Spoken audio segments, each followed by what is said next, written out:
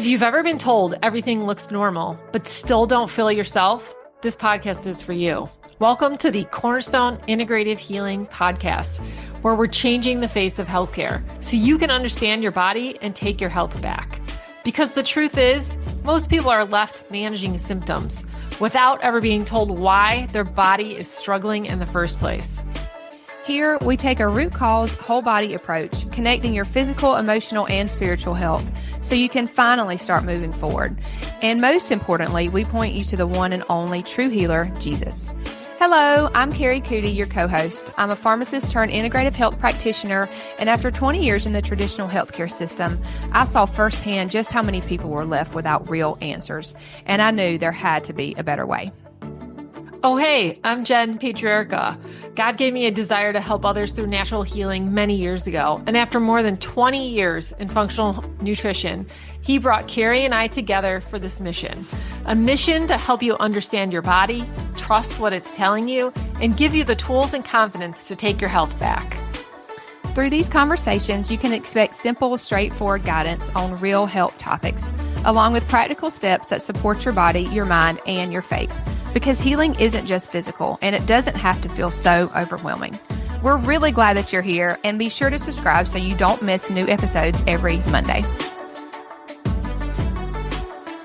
Hey, everybody. Welcome back to the podcast. Jenn, Kari, and our special guest is Marina is here again with us. We're so excited. Hey, Marina.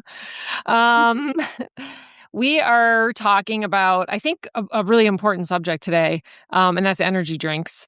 They're pretty pervasive, I think, in society now. Like, we have always used caffeine, I think, as a really normalized social drug. There's a lot of research around it. You know, the military uses it very often. And yeah, sometimes we do need a little bit of help with focus and energy, but it's definitely become an epidemic. And so we just wanted to break down energy drinks because I think a lot of people think, oh, it's just caffeine, right? Like a little bit of caffeine. It's no big deal, like, right? So, yeah, we just wanted to break down like what's actually true. Yeah, for sure. I really felt strongly about doing this episode because I see kids with these constantly, and it really just, it's kind of unsettling.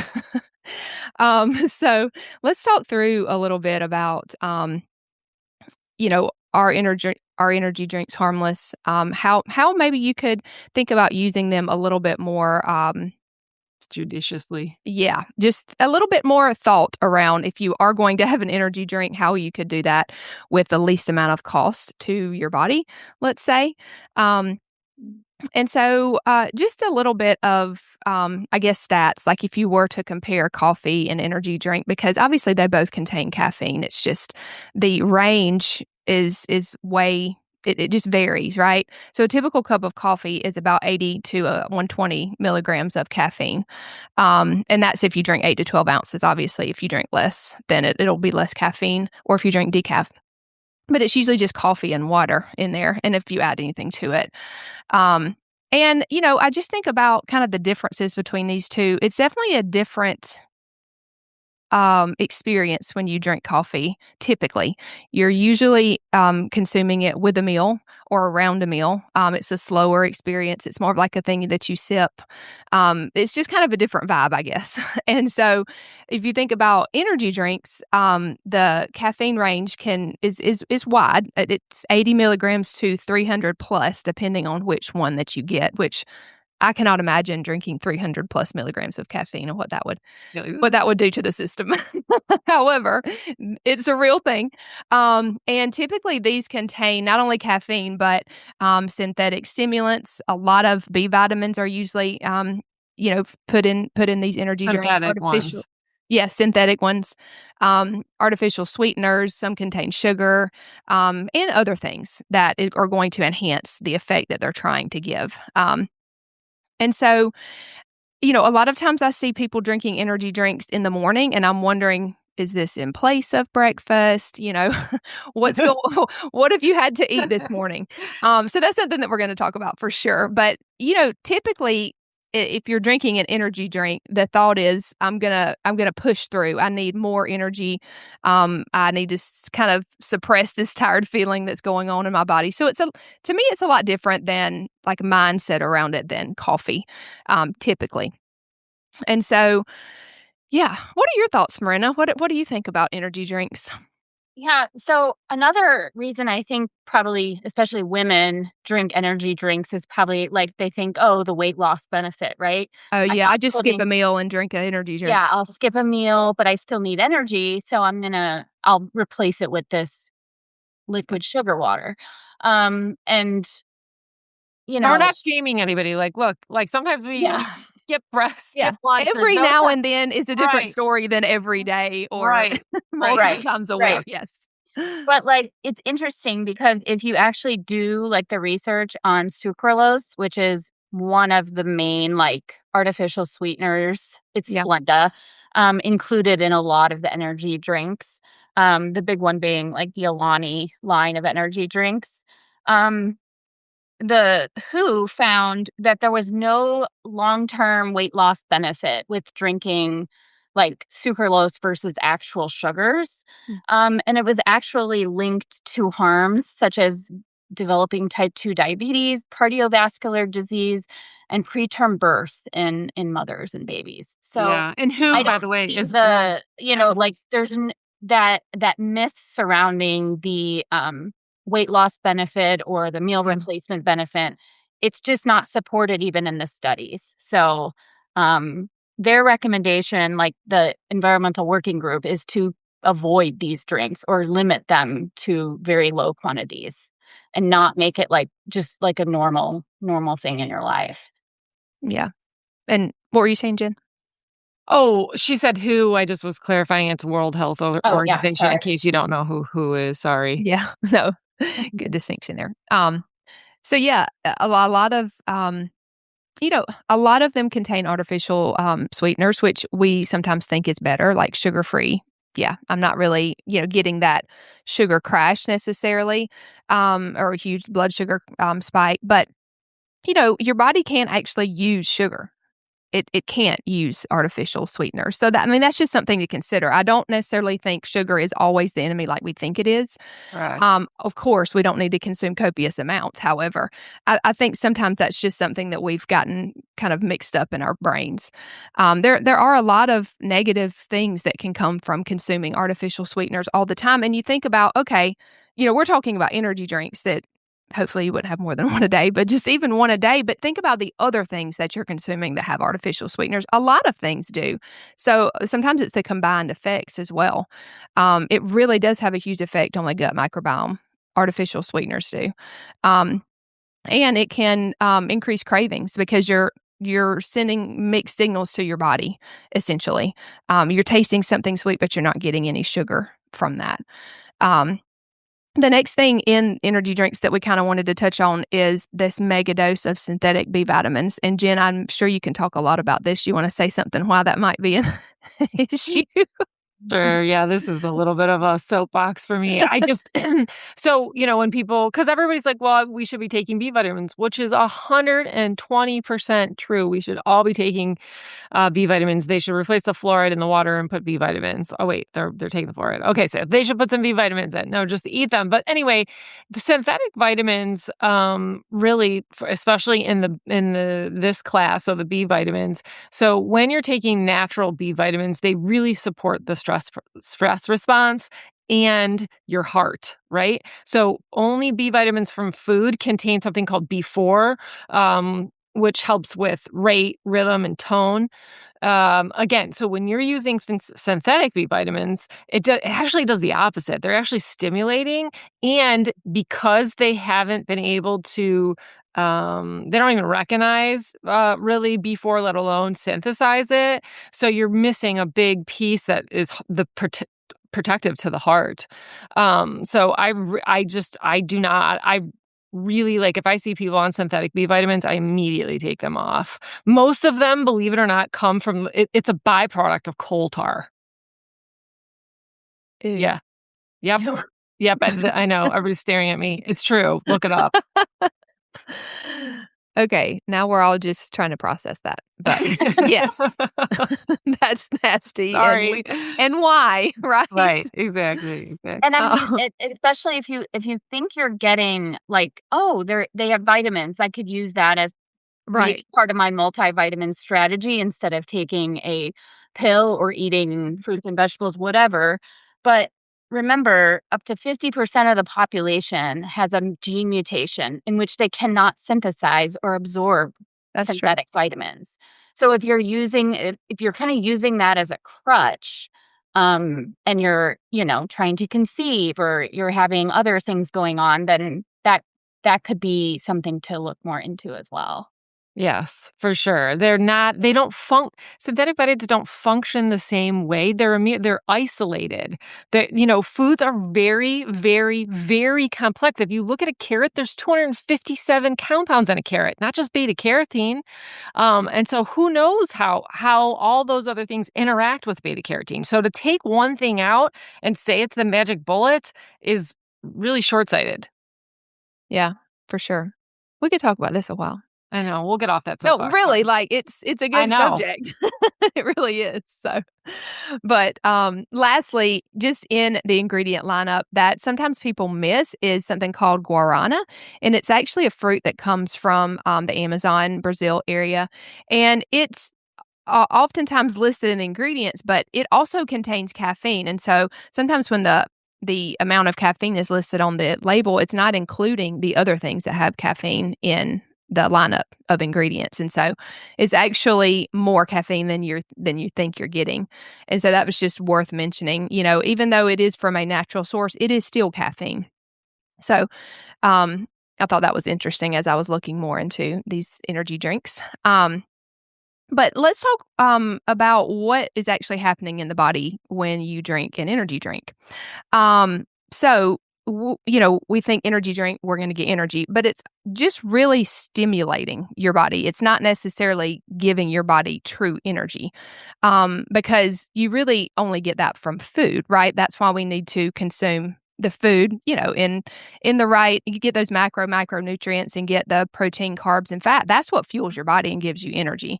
And so this is just kind of like borrowed energy, if you will. And it's If you wanna really go down the nerd route, your yeah, mitochondria have to make ATP to right. give you Let's take energy, it all the way back, and the okay? energy drinks are not stimulating your mitochondria to make No. ATP. Yeah, it's Yeah. stimulating your adrenal glands, right? Yeah. Yes, this is it. Caffeine is truly a drug. It's the Yeah, most widely used drug. And again, there's a place for drugs. We're not saying don't ever, like if you have a big presentation and you need a little bit of focus and it's a couple here and there. Yeah, absolutely. But it's the repeated use and how the kids are using them and yeah, they are affecting your fight or flight. yeah, Which is creating more issues with blood sugar, right? I mean, one of mhm, the main there's so many kids now being diagnosed with type 2 diabetes in their teens. mhm, yeah. And you just think about the focus issue and how this could be tied to that. You think it's going to give you energy and focus, but it's actually just making the issue way worse, Well, in even the though long run. In the in the moment long it run, works. yes. Yeah, in the moment it works, but yeah. Yeah. But yeah, just thinking about, activating that fight or flight system, it's just keeping you in that mode of your nervous system, right? It's making it harder to get into that rest and digest part of your nervous system. And so yeah, it could definitely cause anxiety, just feeling wired. Even at night and being tired but wired, that's definitely something to look out for. But what about mineral depletion? We talk a lot about minerals here.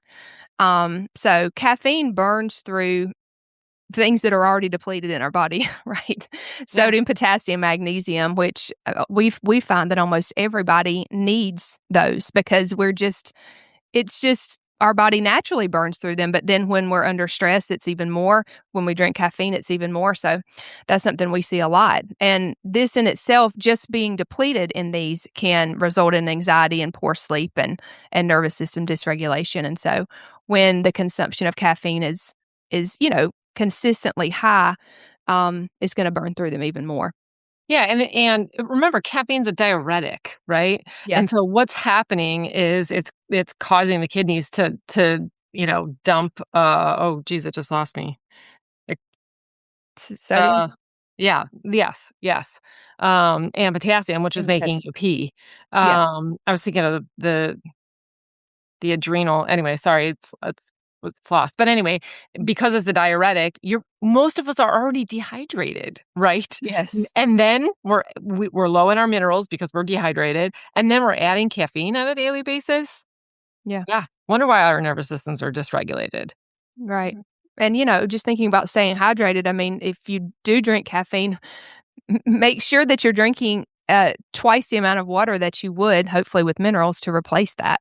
Yes, Oftentimes we forget that piece of it. yes, And yes, unfortunately, like our foods are just not loaded with the minerals that they used to be, right? Back in Uh, the day, our soil is depleted as a whole. It's just unfortunate process of industrial agriculture. So we have to remember that we're not getting those things from our foods as much as we once were. So it's really important to pay attention to this one, especially now.